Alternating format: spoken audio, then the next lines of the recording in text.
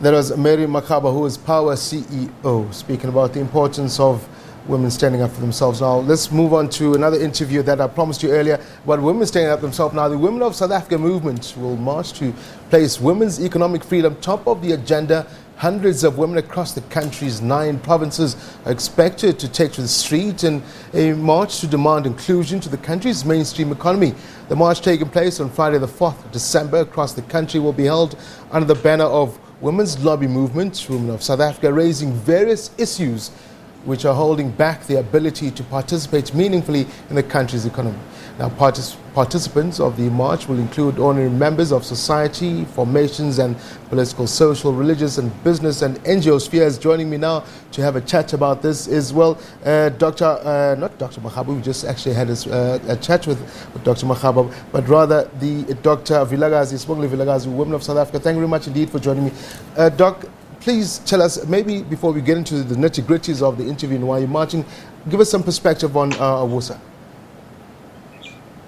Thank you so much, Tabiso, for this invite and this opportunity to talk about this movement that we are so passionate about. Women of South Africa is a movement that was established around about June this year, so we are very new, very young, still a baby, actually, an infant.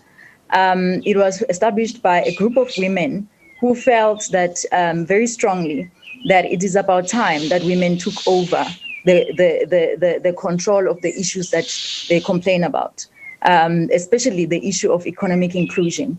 I think most of us in the movement have been affected one way or another.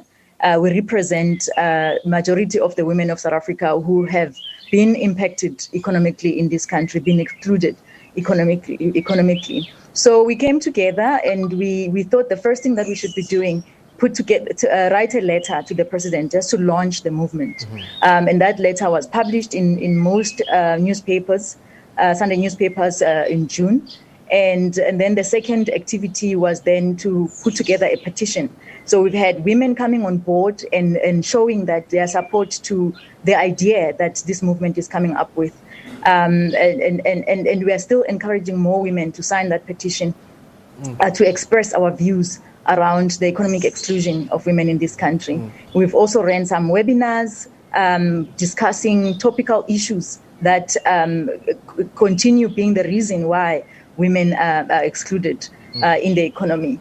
And the movement is continuing. We haven't stopped. We are engaging with civil society organizations. We are engaging with political organizations because we see the movement as an umbrella movement that will house every woman of this country who feels that they are aligned with what the movement is talking about. And we are encouraging all of them, every woman, to come on board and address the issues that needs to be addressed.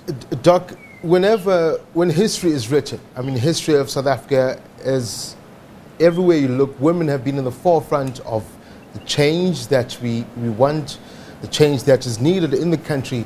But rarely does history really depict and write of them as what you're saying now, the forefront runners of that change and telling their own story. And that is what I'm picking up, that is what you want to do. Women want to write their own history, and WASA is an avenue for you to do just that.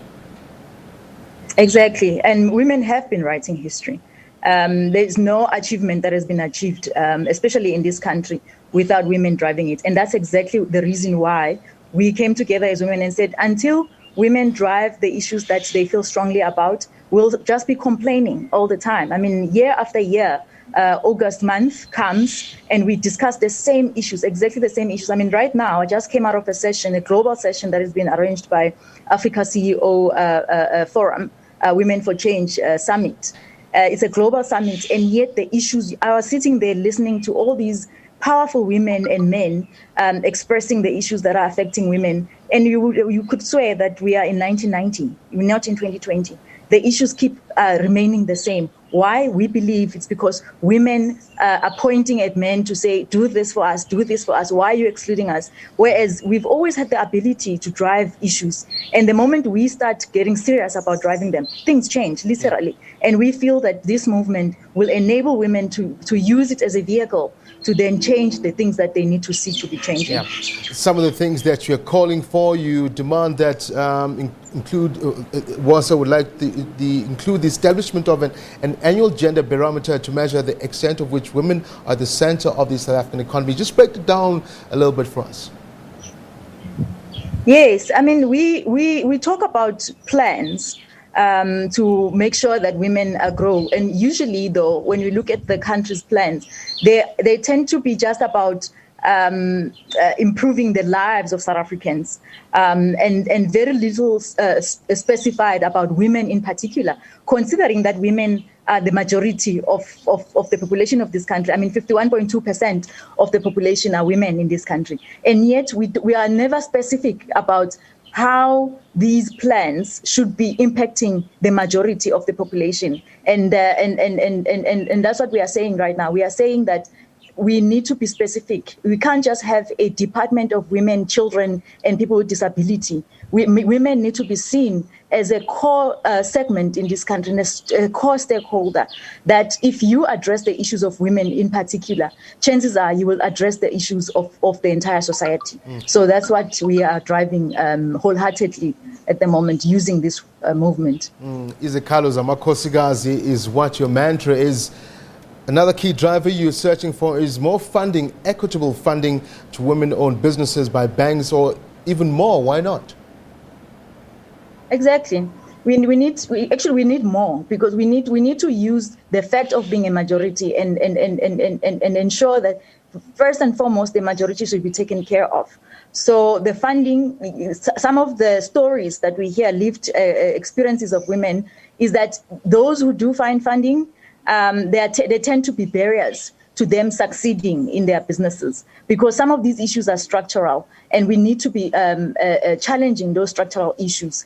And the barometer will then help us to monitor annually whether we are making change that is specific to women, not change that is about the national status of progress, because we do have those kind of, like States SA, for instance, it shows us how we are progressing as a country. Employment Equity Commission shows us, BE Commission shows us, but it's all under just nationally how, as a country, we are progressing on these issues of economic inclusion. What we are asking for is that the barometer must be specific to women issues. And then the funding must be specific to women, and there must be a clear plan on how those who are funded, if they do get funding, are monitored to ensure success of their businesses, and also to make sure that it is those who are looking for funding, the information is easily available, because when we have conversations with individuals who are trusted to manage these funds, they keep saying that part of their strategy is to include women, but they struggle to find women who apply for the funding. And we are saying, and women on the other side, they are saying that no, they've applied, but they don't have, the information doesn't seem to be trickling down to them. So something is just going wrong somewhere. And we are saying that those barriers need to be removed. Dr. Vilakazi, we're running out of time, but maybe just quickly, if you can wrap it for us, in particular with Women, not Women's Month, rather, but 16 days against activism and women against women and children. How poignant is it that the recognition you want, firstly, comes now? Because if you give women the finance and to be less dependent on a man, they're less prone to be in an abusive relationship or home, as it were. And on the back of that, maybe a quick rundown. Sorry, I've just lost you there. Oh, I was saying, Doc, before we go, we run out. I'm struggling to hear you. You're struggling to hear me? Oh, apologies. It seems that the doctor can't hear me. But, Doc, interesting conversation. If you can still hear me, if not, apologies for that. We would like to continue the conversation a little bit more. We'll try and get you back some other time to maybe elaborate and expand just a little bit on that. Unfortunately, we run out of time, and that's why I was asking for the doc to give me some more clarity. Dr. Sibongile Vilakazi, Women of South Africa there. As you heard from the doc, hundreds of women across the country expected to march in all 9 provinces. What they're asking for economic freedom be top of the agenda in South Africa. Some of the points that Dr. Vilakazi said there. Why not give us more funding? As men, we count for more of the population, 51.2% of the population, as it were.